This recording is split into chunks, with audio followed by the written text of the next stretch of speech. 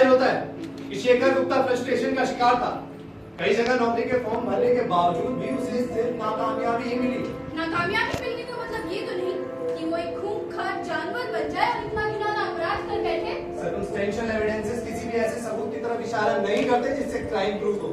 Lab reports में high level poisoning और point blank range से किए गए फायर से बना टेम्पोरल होल इस बात का साफ सबूत है कि मारने वाला मिस्टर एंड मिसेस गुप्ता का कोई क्लोज रिलेटिव ही हो सकता है। अब गुप्ता परिवार में शेखर के माता-पिता के अलावा उसका कोई दूसरा रिश्तेदार है ही नहीं। लेकिन एग्जिबिट नंबर 1 में पेश की गई मेडिकल रिपोर्ट के मुताबिक मिस्टर एंड मिसेस गुप्ता के कत्ल से ठीक 2 घंटे पहले शेखर गुप्ता ने, जो कभी शराब नहीं पीता था, point to be noted my Lord, जो कभी शराब नहीं पीता था, उसने काफी शराब पी रखी थी और जबरदस्त बेहोशी की हालत में था।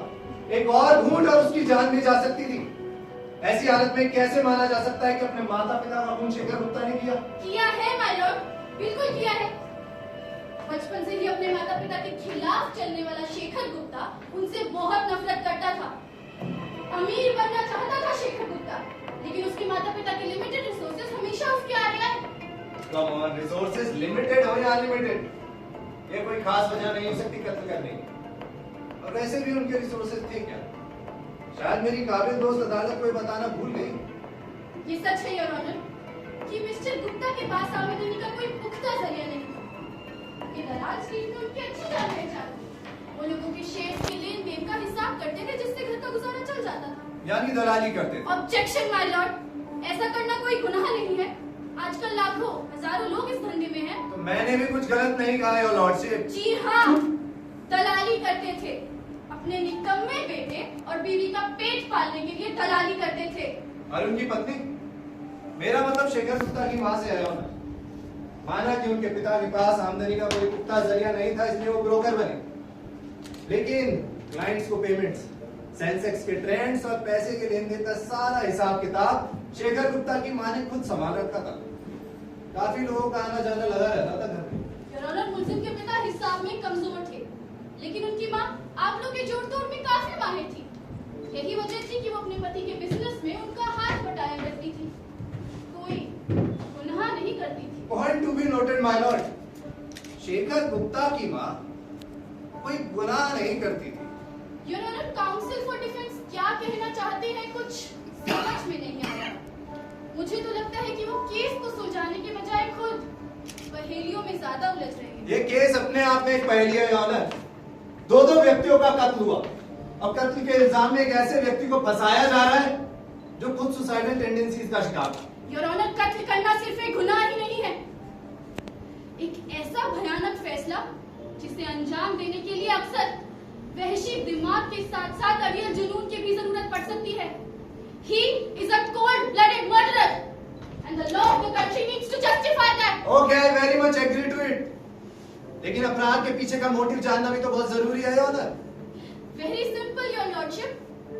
शेखर गुप्ता ये अच्छी तरह से जानता था कि कोड़ियों के मोल हैसियत पालने वाले उसके माँ बाप गुर्बत की दलदल के वो कीड़े हैं जिन्हें मसले बिना राशि का मुकाम पाया ही नहीं जा सकता, और गोरख धंधा किए बिना there's no shortcut to success. This he also knew very well. वाह, कितनी अच्छी नाटकीय कहानियां कर लेती है मेरी काबिल दोस्त। वकालत छोड़कर अभिनय करती तो शायद काफी सराहना मिलती नहीं। आप कहें तो आपके लिए बात चलाऊं रूबरू थिएटर ग्रुप में।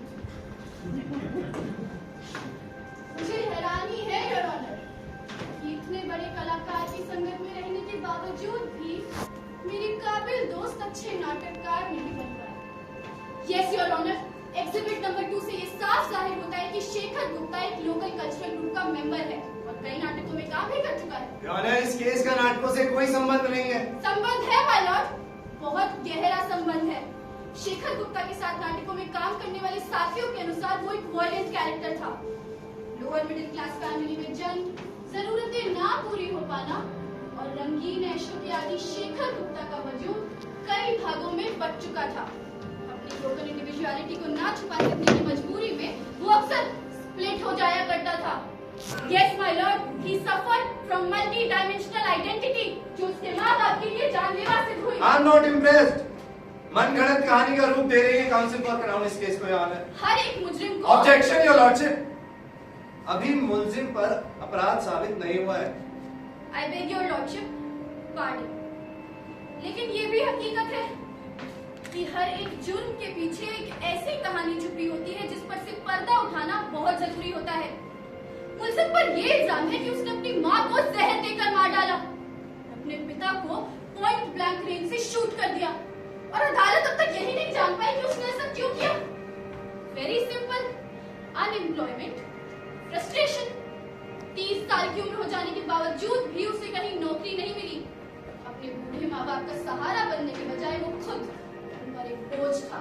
शायद मेरी काबिल दोस्त भूल रही है ऑनर, शेखर गुप्ता ने खुदकुशी करने की कोशिश की थी, झूठ लेकिन है ये सब, सरासर झूठ। Your honour, multi dimensional personality के दूसरे पहलू में शेखर गुप्ता का वजूद बहुत ही गंदा और नापाक था। खूबसूरत शक्ल का मालिक और अभिनय कला में निपुण शेखर गुप्ता बहुत सी लड़कियों का हीरो भी था, जो उस पे जान छिड़कने के अलावा और भी बहुत कुछ न्यौछावर करती थी। माँ बाप की गैर मौजूदगी में लड़कियों का आना जाना तो जैसे आम सी बात थी, जो अक्सर उसके घर पे झड़प का कारण भी बनती थी। ऑनर, शायद मेरी काबिल दोस्त ये कहना चाहती हैं कि इसी वजह से शेखर गुप्ता ने अपने माता पिता का खून कर दिया और खुदकुशी करने की कोशिश भी की थी। ऐसा मैं नहीं कह रही, लेकिन अदालत में पेश किए गए सभी एग्जिबिट्स और प्रूफ्स इसी तथ्य की ओर इशारा करते हैं। जो एक मुलजिम